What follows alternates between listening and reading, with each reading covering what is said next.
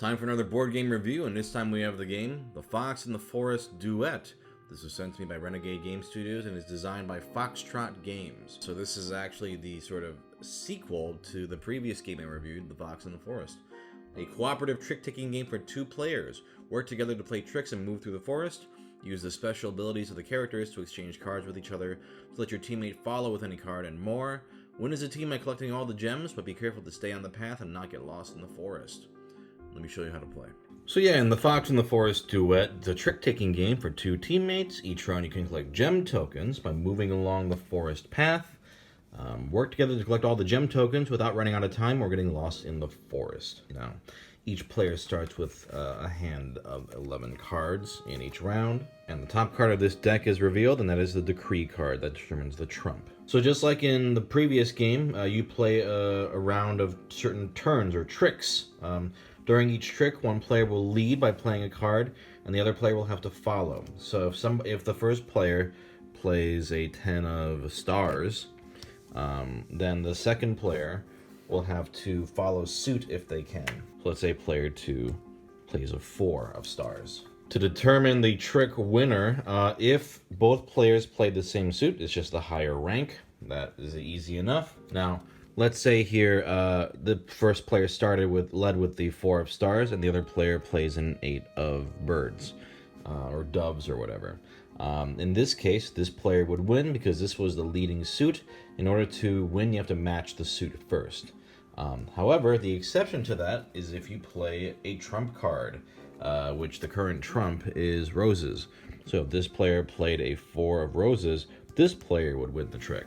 Trump always beats no trump, and if they're both trump, a higher number. Now, how you determine how the tracker moves is you look at each card has these little paws on it.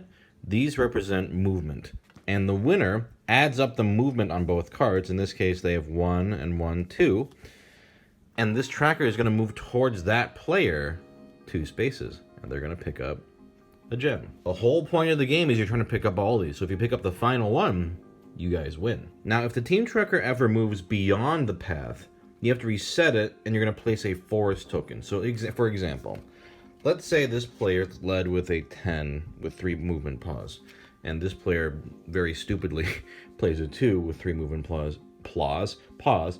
That's 6 paws, and it goes towards the winner, right? Because they have the higher rank. So, 1, 2, 3, bam. Okay, they're off the board. They got lost. Then what happens is you put one of these forest tokens on that spot, and for the rest of the game, you can't go on that spot. Any gems that were on here move closer to the middle. So you reset, but now it's even harder to get all the gems. Now, there are 3 rounds to this game. At the end of the first and second rounds, you do the following steps. First, you add gem tokens to each location with a plus icon. If you look here, it's kind of small. Let me get a little closer. That has a little plus icon. That means we add gems to all those spots, because it can't be that easy. So we would put, now this is if they had done a really bad job, but just to show you setup. Yep, you put gems on the plus marked spots. Then you place a forest token on either end. You can choose, let's say they choose this end. Then this would have to move here. Then you would then you would collect all the cards, reshuffle them, and deal 11 cards to each player again. And you do that for the first 2 rounds. At the end of the 3rd round, that's the end of the game. Now, before that point, if you ever collect all the gems, you win. As you move them around and pick them up, and there are no more, that's an instant victory. You would score points based on the difficulty level. I'm not going to go into all that right now, but you score based on how well you did. Now, here's how you lose. If at the end of the 3rd round you still have gems on your board, you lose. Also, if the team tracker would ever move beyond a path and you run out of these forest markers, you also lose, because that's too many mistakes. Now, since this is a co-op game, there are some rules. You may talk freely before dealing cards in the first round and between rounds, but during a round, it's limited communication. You can't talk about your cards, obviously. You can't ask revealing questions, and you can't discuss strategy. You kind of just have to go with hoping your partner understands logic. Now, that's all pretty straightforward if you play trick-taking games. You just see who won, add up the paws, move it this way and that way, pick up gems, right? But in this game, like in the previous game, there are special abilities on the cards that can make things a little more interesting. Here's number 1, the musician. The winner of this trick may choose to move the team tracker in the opposite direction, giving you more flexibility. The foxes. When you play this, choose a player. That player may exchange the decree card with the card from their hand, meaning they can change what the trump is. Gazelle.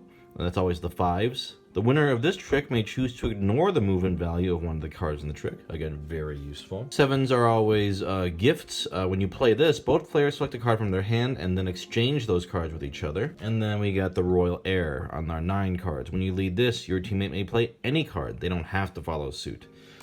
That offers you some more flexibility to try to make sure you're going on the right directions and hitting the right marks to pick up these gems.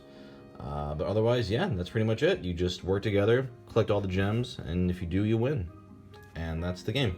So yeah, this is the co-op sequel to Fox in the Forest, which it still offers the same engaging trick-taking play with the powers that the other game does, but it has a very different feel. The tension is slightly lifted just because I feel in this game, the decisions are simpler. In the original game, you're not sure until the very end of the round whether or not you're fucked. In this game, there are definitely wrong choices to make. Like if you're at the edge of a forest path, you know, hey, I need to win this one so we don't go off the edge, and you can, you have some, idea of what you're supposed to do. But because of that, this game does allow you to cooperate silently with your partner, which is fun in its own way. It is satisfying putting on a card and having your partner play the exact right card to pick up the gem you were hoping they'd go for. The powers of these cards are also very geared towards cooperation, which also makes this feel very different from the original game. I think this is a solid game, but I actually like the original game better. I feel like in this game, there's actually a little more out of your control, especially near the ends of rounds. You can cooperate really well on, let's say, the first 3/4 of a round because you have a lot of cards to choose from and flexibility, but as your choices get narrower and narrower, sometimes you just are forced to play certain cards at the end because those are just the cards you drew. And you're going, well, I hope my partner has just the right card to help me get out of this fix. And sometimes that's the case, and it's very satisfying and exciting, but other times you just go, oh, that's too bad, I guess. Meanwhile, in the original game, there's always a sense of triumph at the end because your plan worked out. You're like, haha, I played my final card and I did it. I got exactly how many rounds I wanted. In this one, sometimes it just kind of falls, it fizzles. Oh, yeah, we don't have the right card. But it's a good game. And if you're somebody who doesn't like confrontation and needs a good 2-player game, you will like this better than Fox in the Forest. The game also offers difficulty levels for more replay value, and what's nice about cooperative games is if you don't win, you can always go, okay, let's just do another round. Let's keep playing till we win. So in its very nature, there's a lot of replay value, because if you don't win right away, you can keep trying until you do. And if you do, you can increase the difficulty level. So I think replay value, there might be more than the original game. When you're both in sync and the cards are being played just right, it's very satisfying, and I would definitely recommend this as another solid 2-player game if you're looking for these kind of games. If you don't like trick-taking games, this one won't change your mind, but if you like cooperative 2-player games and like that even more than, competitive, this is very good. Both games are good. I would recommend getting both, but they're very different flavors.